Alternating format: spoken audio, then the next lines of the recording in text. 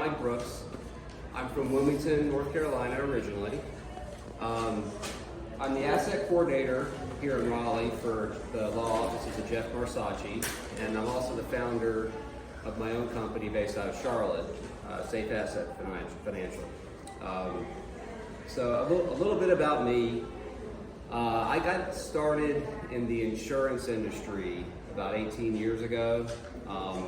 Like many adults here, my grandfather was in and out of nursing homes, so I had to deal with the long-term care issue during his last few years of retirement.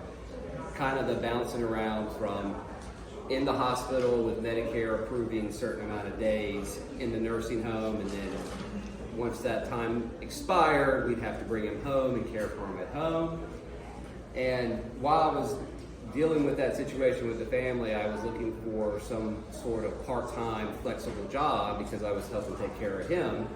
And both my parents were still working, and I had lots of younger brothers and sisters that were still getting raised. So insurance popped up as an easy opportunity to be able to work my own hours. So I got in the Medicare and long-term care insurance business in 2006. And that's how I got started. In 2011, I went fully independent, and then I started working with Jeff in 2016 and got into the estate planning side of things. So today I wanted to talk about two primary objectives that are focused around care assistance. One, I think, number one is that as we want to age successfully and live independently at the same time. And number two is how do we protect and grow our assets while also having benefits for care assistant planning needs when they come up. A couple of things that I think that are important are on that sheet that you got there are some simple numbers. 1 in 4 adults usually spend some time as a caregiver for someone in their family, and there's a couple strains, I would say, called caregiver strains. I'm going to look at my notes and sheet a little bit here, but the 5 strains that I think that caregivers have are one, time. They have to shift their schedules around work in order to care for their family member. There's the financial strain, where they're usually tapping into either savings or retirement accounts. There's the emotional strain, and we have a joke that we use for that. It's like, don't really like to be the number one in my family member's number 2 business. So the social strain, which is lack of being able to spend time with your friends and other family members because you're dealing with the care. And then of course there's the physical strain of doing the lifting and the daily duties. So one of the ways that you can obviously protect your family from these caregiver strains and the expenses are through insurance. So there's long-term care insurance has been around since the late 70s, early 80s. And many people, anybody here familiar with traditional long-term care insurance? Okay. I know a lot of, when I first got in the industry, there were probably 40 or 50 companies that were actively out there with insurance agents selling these traditional policies where in exchange for a monthly premium or an annual premium, you're getting a daily benefit or a monthly benefit specific to pay for home care or nursing home care or assisted living care. Just like auto insurance or homeowners insurance, you're paying for something, and if something happens, you use it, but if you never use it, then you lose it, so to speak. So that traditional model has that kind of lose it or use it stigma around it, where your mom paid for long-term care insurance for 30 years, but that lucky jerk, she got to fall asleep and pass away. So that happens a lot too, but The thing about traditional long-term care insurance is 90% of the companies that used to sell that insurance no longer offer new policies. So they're much harder to obtain. There's only a few companies that offer it. You're not going to find it as like a subsidized benefit with an employer as often as it used to be. And the premiums have skyrocketed because of the cost of the health care and the insurance companies just underestimating how much they would spend as folks got older. You know, they were kind of counting on people dropping the policies, letting them fall off the books a little bit like life insurance does, but most people were holding on to these policies because they understood the need to have that coverage when they got older. The second thing I want to talk about is the modern form, or what they call hybrid long-term care insurance. So insurance companies are very innovative. They've come up with new types of solutions when it comes to long-term care. So instead of having the traditional long-term care pay a premium and in exchange for a certain amount of benefits that you might use, they combined it with other things that people are doing. How many people in here, show of hands, have life insurance? Most everybody, right? Let's keep those hands up for just a second. How many people, with your hands up, know or have living benefits built into life insurance? What do you mean? Exactly, right? What are living benefits, right? Why do I not know about that, right? So the hybrid form of long-term care insurance, there's several different versions of this, but one of the easier or most common is they've added the living benefits into the life insurance policy. This is just the standard traditional term life insurance or permanent life insurance. The living benefits could be different triggers, right? They could say, if you have a stroke, if you have cancer, if you have a heart condition, a nerve disorder, muscle disorder, loss of sight, loss of limbs, fire. The list kind of goes on depending on the policy, but they've built in these extra living benefits so that if something changes in your health scenario, but it doesn't kill you, that you're still able to tap into the benefit that you have with the policy. So I think one of the issues with the insurance industry is there's not very many companies that are making this like their standard form of insurance.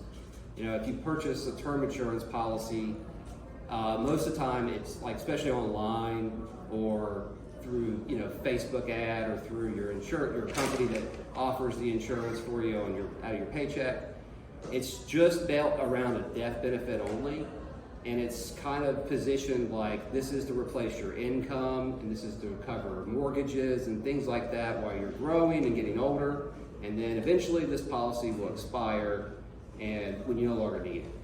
Well, that's great, but there's also this issue where if you develop a chronic condition or a critical illness that doesn't necessarily result in death, that you still need these large sums of money in order to offset the ability not to work or to look for treatment solutions or to cover the cost of, home-based care or skilled care. So these hybrid type of policies, they're done in two main ways. They're either done through a life insurance chassis where you're paying a monthly premium, and then in addition to the death benefit, there's the living benefits. The second way is they're using an annuity. So the annuity can be set up for a savings vehicle or a retirement vehicle, but it also has a long-term care benefit pool.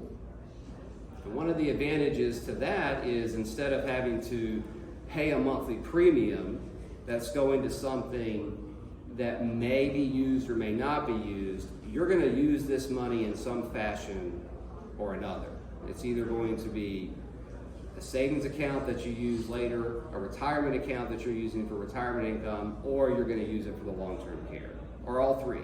So that's the modern form of long-term care insurance, the more innovative hybrid version of it, right? So I don't see a lot of insurance companies advertising those type of things. You need to have more of a specialized planner to be able to come across those types of policies. You know, banks aren't really offering it. State Farm's not going to sell that to you. Allstate's not going to sell that to you. They want you on that traditional term policy that they know statistically 95% of the time is not going to pay out. So when we do our planning, we like to look at how do we get rid of the lose it or use it? How do we get rid of the high premium scenarios? And you know, it's really going to boil down to what your age group is, but you can maybe look at a term policy with living benefits. You can also maybe look at a more of a permanent policy if you're older, or one of those annuity hybrid policies that's going to give you some longer term benefits in all three different ways, whether it's retirement, savings, or long-term care. Now, specific to this group, one of the concerns I know people will have is the underwriting issues, the medical questionnaires that can come with these types of insurance policies. So in that case, with the modern hybrid long-term care, the annuities, because you're actually using some of your own savings, they're not going to have that same type of medical qualification that you would if you were trying to purchase a life insurance policy. So that's one alternative for individuals that may be having trouble on the qualification side. There's also very innovative companies out there that are doing these more short-term home-based policies, and that's where basically their questionnaire is very simple. It may be that, are you currently receiving any type of assistance with daily living? Are you currently residing in a nursing home? And if you're able to answer no to those questions, they're not requiring any medical information, any exams. They're going to give you an approval, and you're going to get a smaller pool of money than you would in a full-blown policy, but you're going to get 1 to 2 years of benefits tailored around staying at home. And one of the companies that I love to use, because a lot of times with chronic conditions comes lifelong medications, they give a reimbursement based on the prescriptions you get filled. So it's a very little benefit. It's $10 for every generic. It's $25 for every brand name. So if you're paying $50, $60 a month for this small policy, and you're filling a couple prescriptions every month, we're sending in the receipts, and they're sending you back this reimbursement, which kind of offsets the cost. So that's one way we're able to get around the premium issue and the medical qualification issue when we're looking at trying to provide a home-based benefit pool of money and protect assets. Now this is the part where I would say Jeff steps in, because one of the things we do in the law office and the care assistance plan is we bridge insurance with trust planning in order to maybe set up for Medicaid planning, or really it's just like an overall better concept of protecting assets for inheritance purposes, beneficiaries, generational planning. So with that, I'll bring you up here to kind of piggyback a little bit. Okay. All right, well, thanks, Mike. Yeah, absolutely. Right. I know we kind of teased this a little bit in the last session, talking about irrevocable trust, Medicaid planning, long-term care, how does all of that stuff work? But when I sit down with my clients, I say each year, they should be coming in every year just to review stuff, even if it's every other year. Okay, I run through exactly what Mike just told us. Here's what traditional long-term care is, what that insurance is like, and then here's these other options. But then if you don't do that, but there's still this need, now we're talking about Medicaid planning. Now, Medicaid is based on a couple of things. One, there has to be that medical need. At least 2 activities of daily living are needed for help to get to that skilled nursing level of care. And that's really where it is, skilled nursing. There's assisted living under that where it's okay, it's a little bit of help. Medicaid's not paying for that, at least not the program that I'm typically dealing with as a certified Medicaid. Okay, so it's that skilled nursing model, the medical need. Second, there really isn't an income test for facility care. So how many people here have heard, oh, for Medicaid for long-term care, oh, you've got too much in income to qualify for? Okay, not in North Carolina. And even the states that do have some kind of income cap, there is a way around that we can do.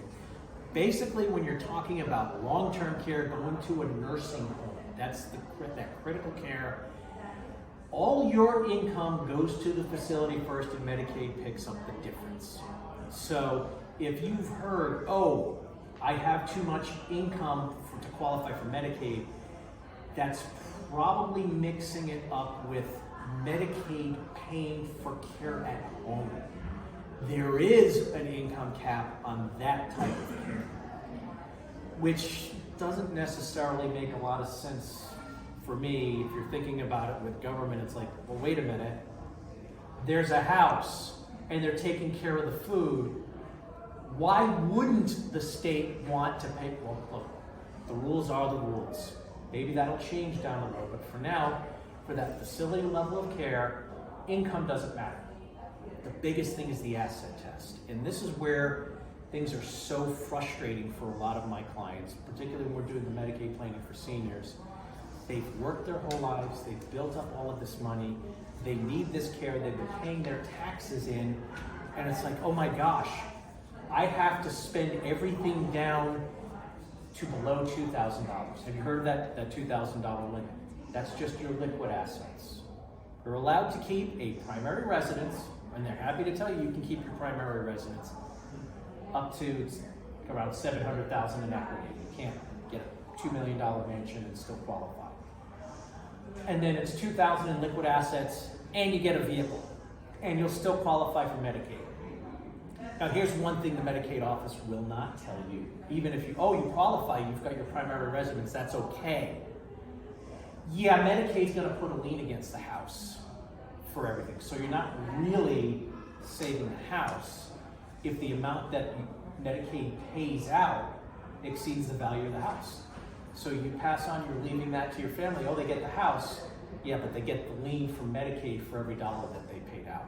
All right, so how do we get around this? How do we preserve more assets so that not only are you having money that can take care of the extra things that Medicaid doesn't pay for, or your family member gets this extra money, and yet you're still qualifying for Medicaid. Here's the easiest thing, and I mentioned in the last session, this becomes more of an art form than a science because it really does depend not just on how much you have, but in what you have, and we can convert things. And I'll talk a little bit about some of the rules, but here is the perfect plan ahead, make sure that it happens, save 100% of everything you want. We call it the two trust solution, even though there's technically more than two trusts. There's an irrevocable property trust and an irrevocable family trust. Any real estate you put into the irrevocable property trust. It's just a little bit different. I'll talk about that rule. Any liquid assets or other things you want to preserve, you put it into the irrevocable family trust. 5 years after you transfer that stuff in, it's off the books. Medicaid doesn't see it. Or if they see it, they can't care about it. It's as if you never owned it. Well, that's great. That's wonderful. Why don't we just set that up? Well, okay, here's the thing. You can't be the trustee of your own trust. Your spouse can't be the trustee of your own trust. So usually for my senior clients, it's like, are you ready to give up control of everything you own, usually it's to one of the kids as the trustee, to the point where if you want to get some of your money out, they can say no. Oh no, I don't know if I want to do that. But that's the step that you need to take. So yeah, we can set up these irrevocable trusts so that it preserves stuff. Now, let me talk just a little bit, the rules of irrevocable property trust, that's a little bit different from the family trust. Right? The person whose assets are being protected, we're taking all their liquid assets, putting it into the irrevocable family trust. It's written into the trust, they are not the beneficiary. Okay, it's their money, but they're not the beneficiary. Well, how do they get the money? We craft it so that the trustee is the beneficiary while the person's still alive or while the couple's still alive. So they can take the money out, put it in their own pocket, and then turn around and give it back to the person. So it's the kid taking the money out and then giving it to their parents, or paying for things for their parents. It can never pay directly out of the trust to pay for the person or give it to the person. It's got to be 2 steps. What about the irrevocable property trust? It's real estate. The person retains the right to live in the property and the right to any income that's generated off it. Usually this is their residence, or there's a vacation house, they're not renting it out. There's no real income. But what does that actually do? They can live on the property and they get the right to income. You're familiar with the capital gains tax on real estate. You sell real estate, you bought it at $100,000, you sold it at $300,000, there's $200,000 worth of gain. If you pass on and someone inherits the house and they sell it for fair market value right away, there's no capital gains tax. Well, that's a benefit we'd be getting rid of if we just put it into that family trust. But retaining the right to the income and the right to live in the property, they say that's still part of your, quote, taxable estate, which means it gets bumped up to fair market value. So when the family turns around and sells the house, it's fair market value as the date of death. However, for Medicaid's rules, you just have the right to the income and the right to live in the property. Now, that's not enough that we say you have to spend it down. So we're really straddling these 2 sets of rules with this irrevocable property trust. So real estate isn't going to slam your family with capital gains taxes down the road. So, okay, back to the broad overview. You're moving those assets in 5 years later, it's done. Okay, that's the ideal plan. Does everything go ideally? No. So now there are other creative rules that we can work with, but I think just talking a little bit, I don't want to go too long.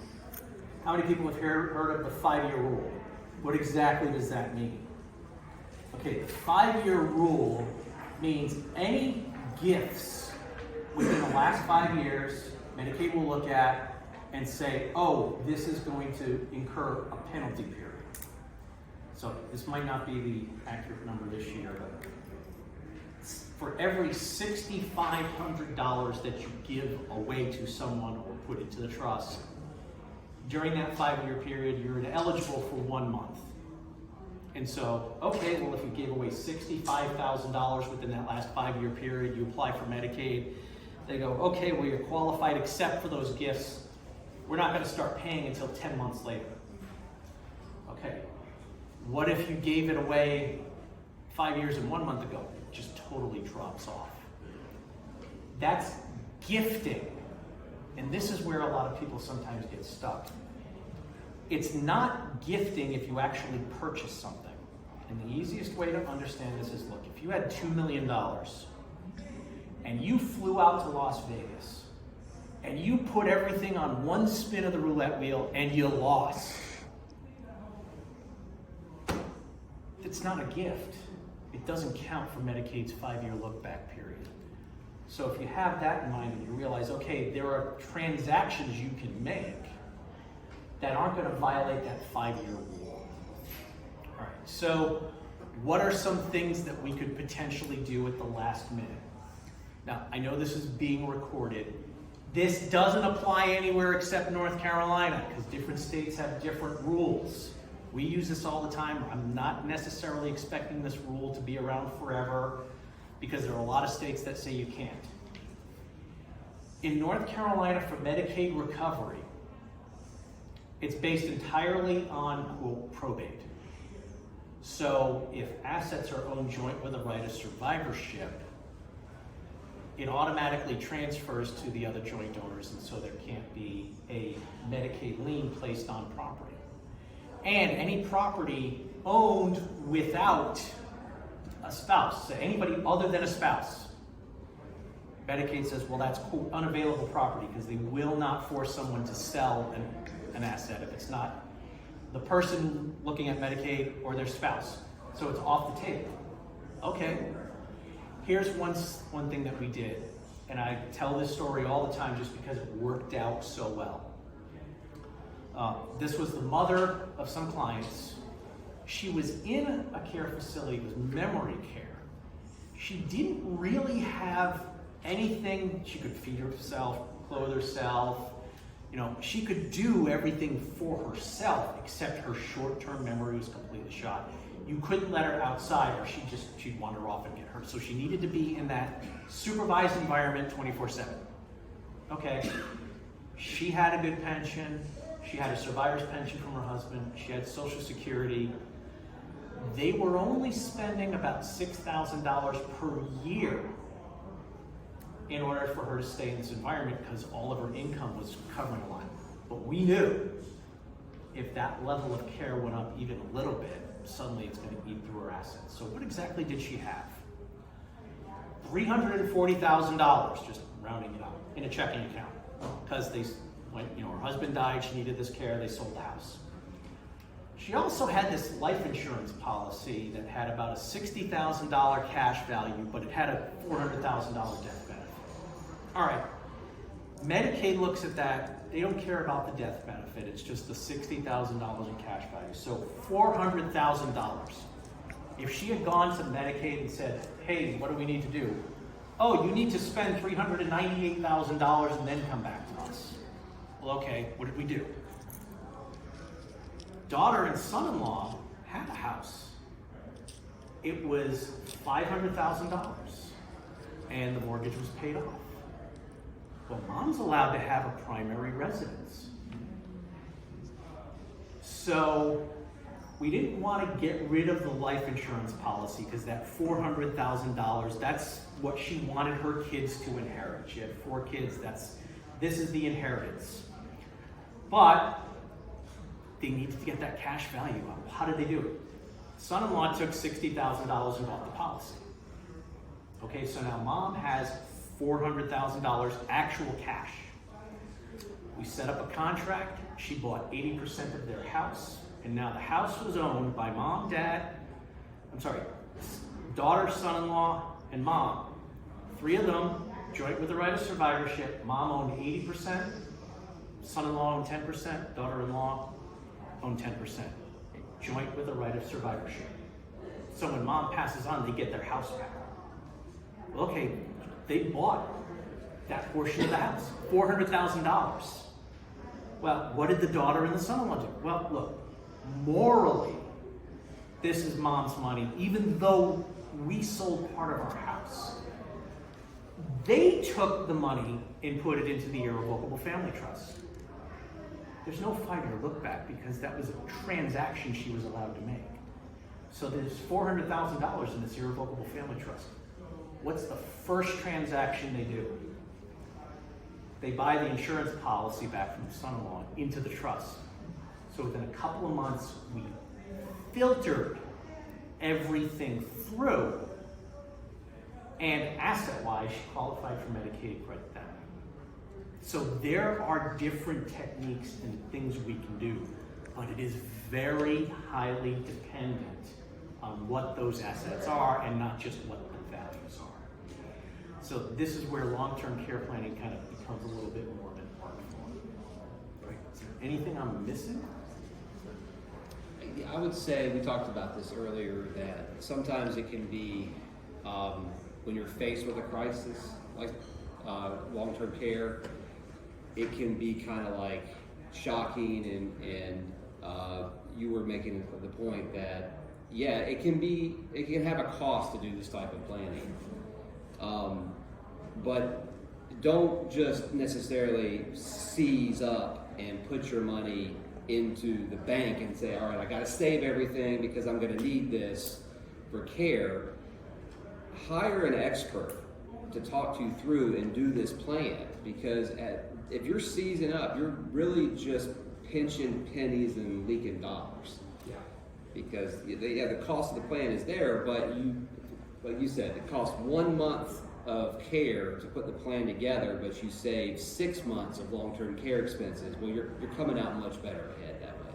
Yeah. In this case, it was like $400,000. Right, yeah. Let's go ahead and open it up for questions. We got some time. Any questions? Yes. Does it take an attorney to set up a trust? Sorry, what? Does it take an attorney to set up a trust? Does it take an attorney to set up a trust?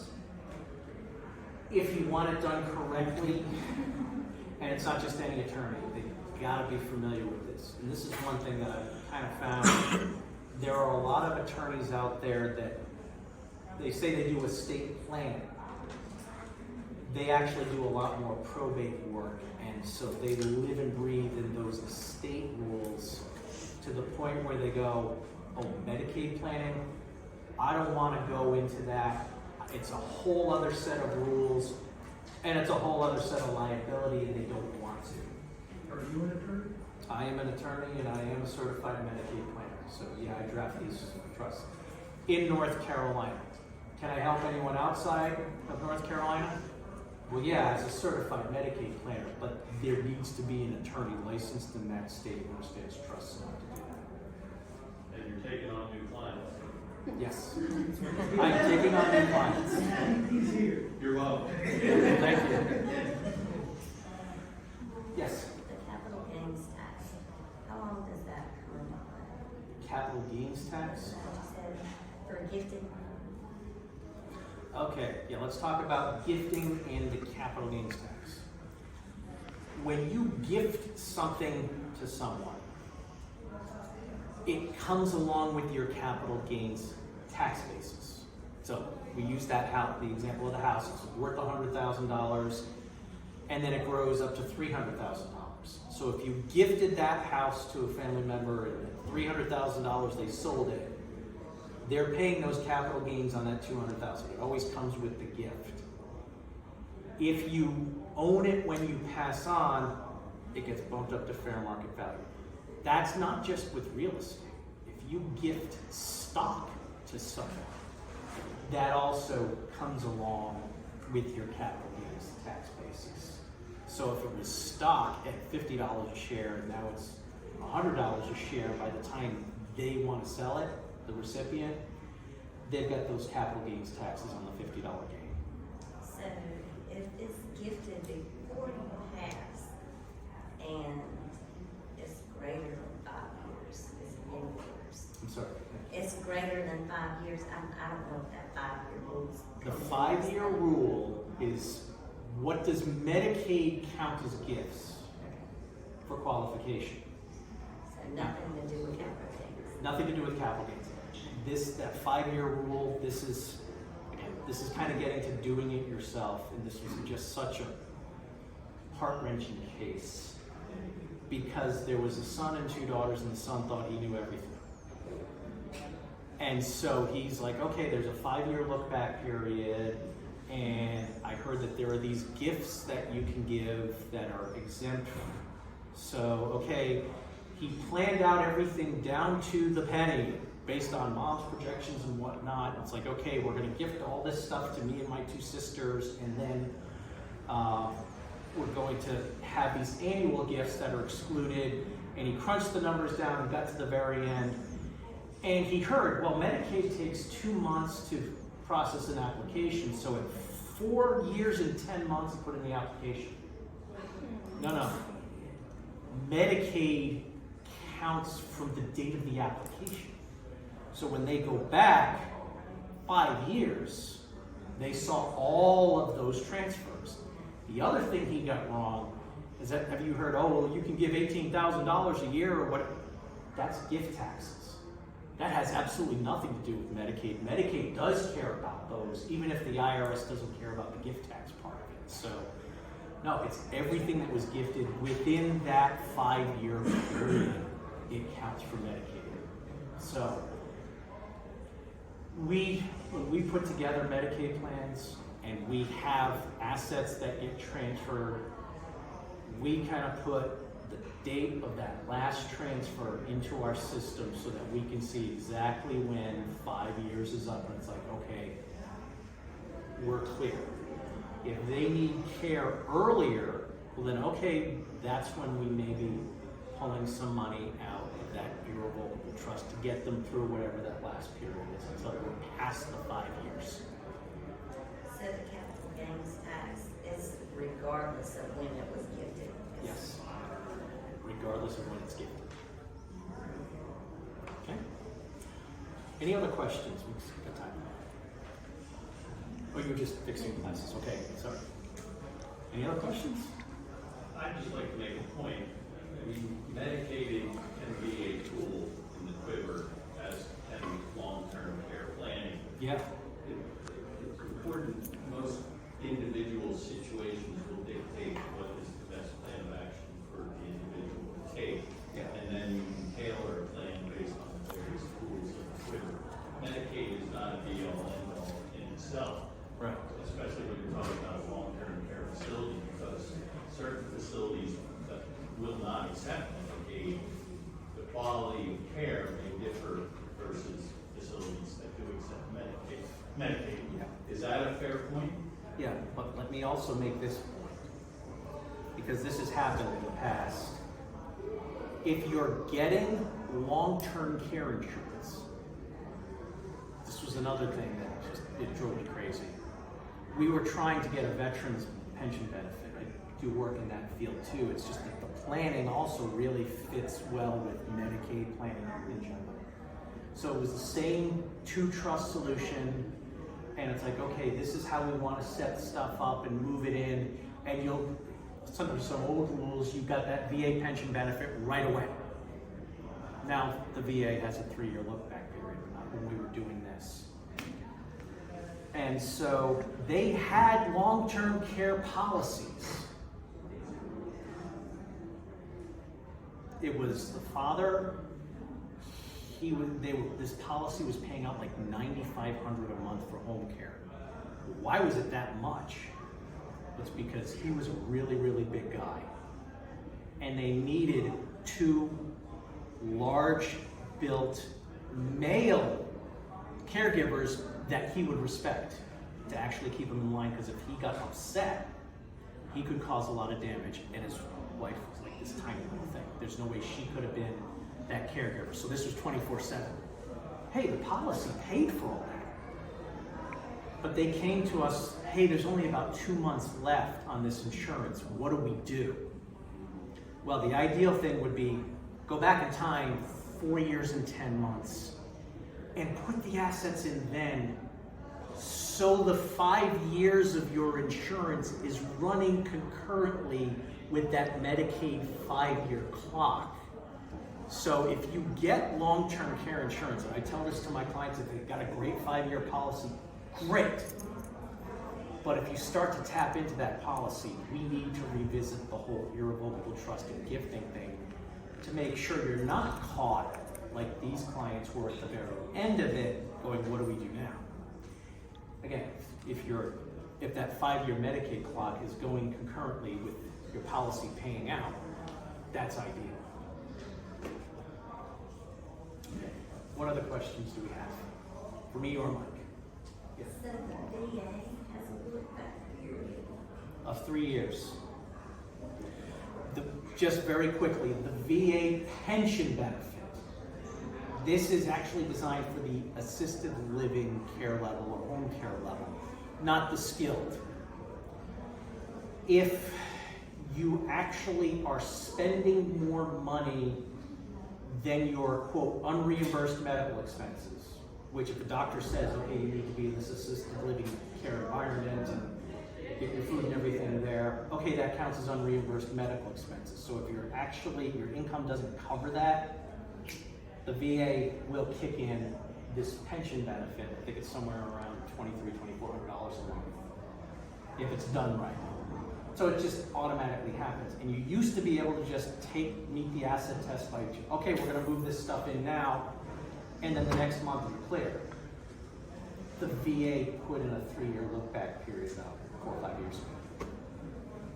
Now, for long-term care, if you're a veteran, they will find a facility for you. They will take care of that. But It's whichever facility they can find. It could be 200 miles away from your closest family member, but they will find a facility for you. So this is why even my clients who are veterans would do this type of planning, even though they know the VA would actually take over and provide that long-term care if they needed it at a VA facility. They don't want to not be near their family. So we'll do this planning as well.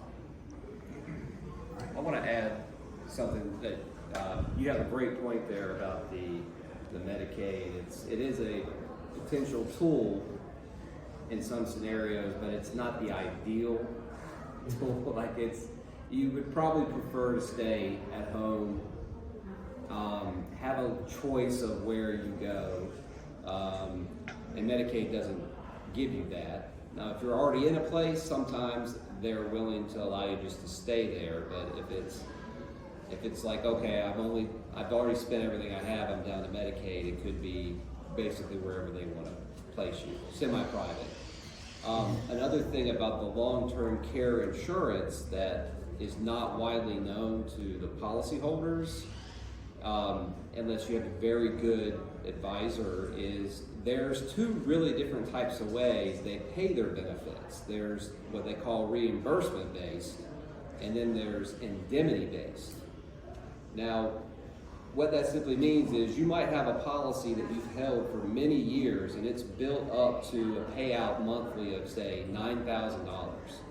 But you're only at the point where you're getting about $4,000 worth of home care, and there's some other things you'd like to do, but it's very limited for those services, like maybe home health aid or something like that for just standard chores around the house. And so you're kind of coming out of pocket for that yourself, because a reimbursement policy would reimburse you for the $4,000 that you're spending with the skilled nursing care and the therapy groups that they cover. An indemnity policy would just pay you the entire $9,000 benefit that you've built every month, regardless of what your actual expenses are. So that frees up an extra $5,000 out of the insurance company's wallet to do whatever else you want to do while you're in that time. Make yourself a much more comfortable lifestyle. So again, only going to recommend indemnity-based type of benefits for our clients. There's just no reason not to have that versus the reimbursement. It outweighs it out every day. I just want to make one more point, because there's this big stigma that, oh, if it's a Medicaid facility, it's bad. If it's private pay, it's good. There are some really, really good facilities that are 100% Medicaid, and there are some really crappy ones that are private pay. And it's just knowing which one is which. So part of what we always look at when we have clients and we're looking at Medicaid planning and we're at the point where, okay, we need a facility, we have a geriatric care manager we have access to. They know what the different facilities are, what they do, what they're good at, what they're bad at, which ones take Medicaid, and they can kind of help narrow the search down to 3 or 4 that you can go to and, okay, this is what's probably going to be appropriate for your particular situation, and this is good. If you were going to buy a house, how many houses do you think you would have to look at before you figured out which one you wanted to buy? Well, okay, multiply that by 10, which is how many facilities you'd have to look at before you really, really, really know. That's a lot. So if we can help with my team narrow that down to 3 or 4, that's just to your benefit. That's part of what we do as well. All right, well, I just want to make sure that everybody's got the information from before. I think we have, there's planning around HD is a live stream that I'm doing a week from Monday at 6 o'clock. It's on my YouTube channel. There's a little code, you can just click it with your camera, it takes you right to that live stream. But also if you go to Plain English Attorney Registration,